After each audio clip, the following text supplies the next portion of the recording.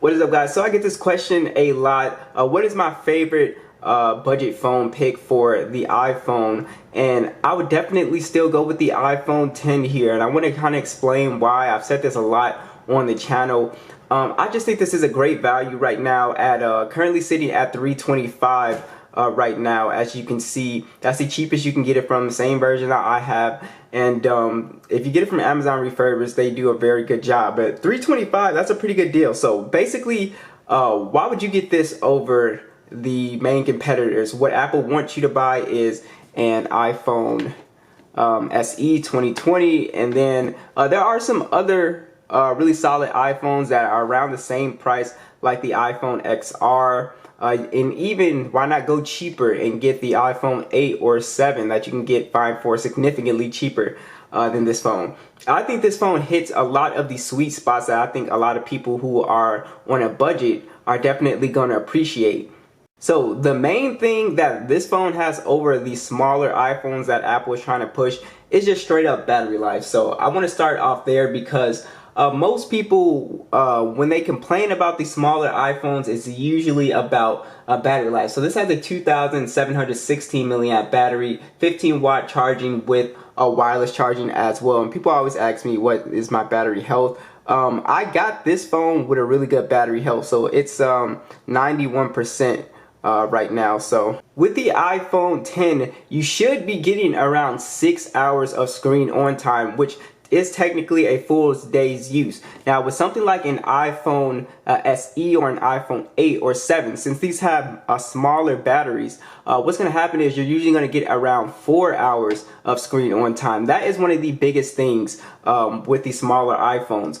So that is why I always recommend this phone, because I know people aren't necessarily going to want to spend money on a battery pack. Even though that is a good route, but in my mind, if you're already on a budget, you're not necessarily going to want to shell out more cash.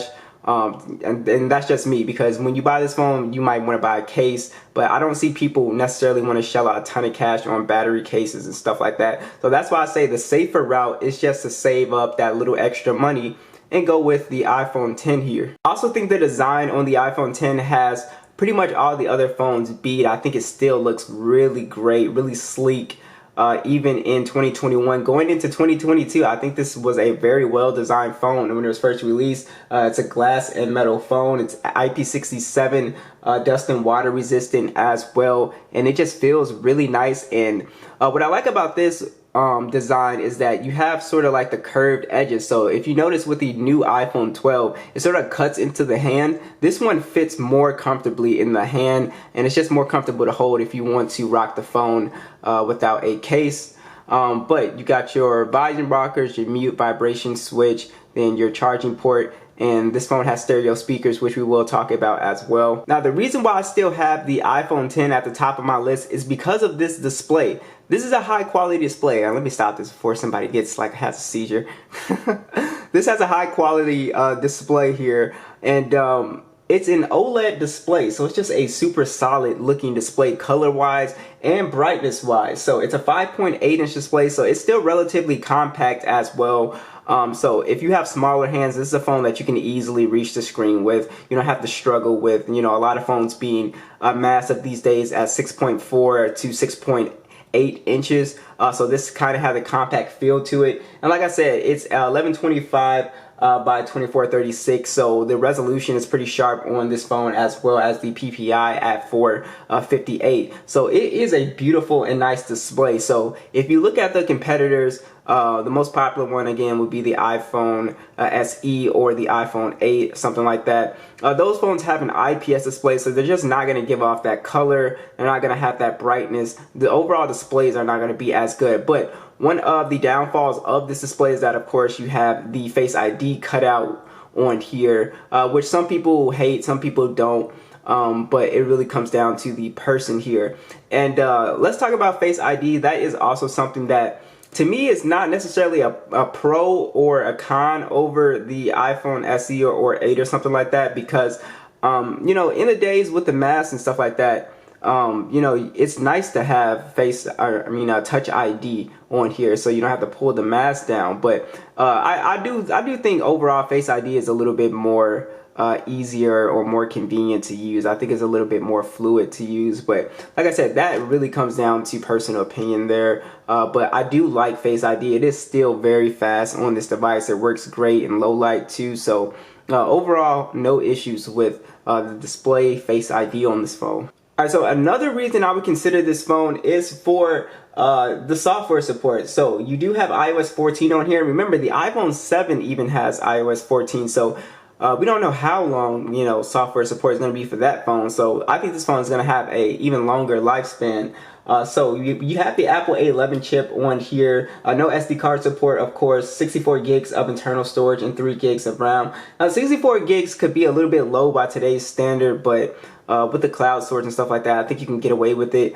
But going back to software, like I said, this phone runs really, really fast, very, very smooth on here. If you check out my speed test on the channel, I don't have a problem with opening applications. I usually don't have like a ton of lag problems on this phone. It's really, really smooth with the iOS 14 update, multitasking, everything like that. I just don't have an issue with performance on here. Yes, can you get occasional hiccups here and there? Of course, but overall, this phone still does relatively really good with scrolling. Just staying overall smooth is the main thing here, and that is one thing that I really like about this phone. Gaming performance is also pretty good on this phone. I have a full gaming test, and it plays games great. The latest games it's able to play at pretty much high settings, and it does a really good job with FPS and overall not overheating or anything like that. So I really do enjoy the gaming experience on this phone. This is also another reason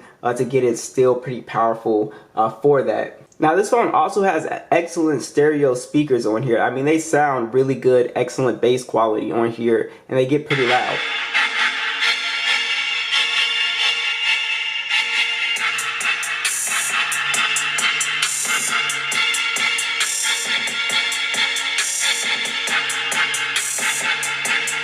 What I noticed with the iPhone 10 speaker compared to the smaller iPhones is that when you crank the volume up, you do not get that distortion or that kind of like cracking sound a little bit that you might hear on those devices. This phone is completely clear, has louder bass, and yeah, it's just a really nice set of speakers.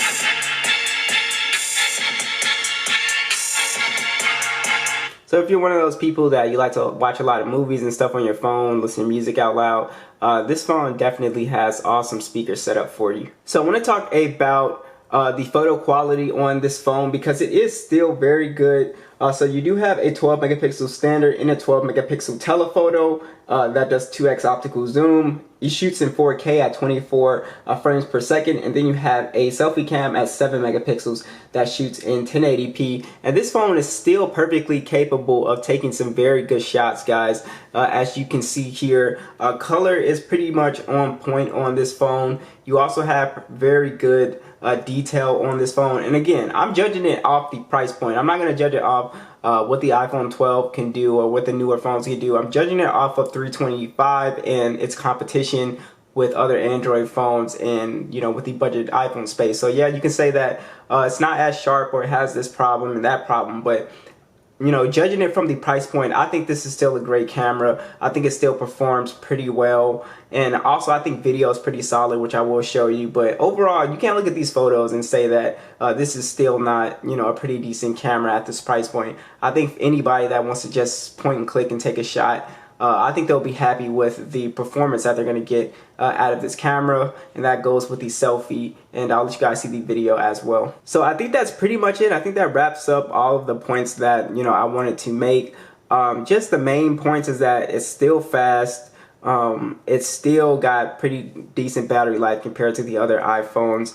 Also, you've got all your specs: Face ID, IP rating, NFC with Apple Pay. Good cameras, good speaker. So I don't have anything negative to say about this phone. I think if you are somebody that wants an iPhone on a budget, I wouldn't necessarily go out and spend $500, $600. I think the 325 spot is the sweet spot for this phone. I think that's just a good price for what you're getting here. So what do you guys think? Be sure to let me know, and I'll catch you guys in the next one.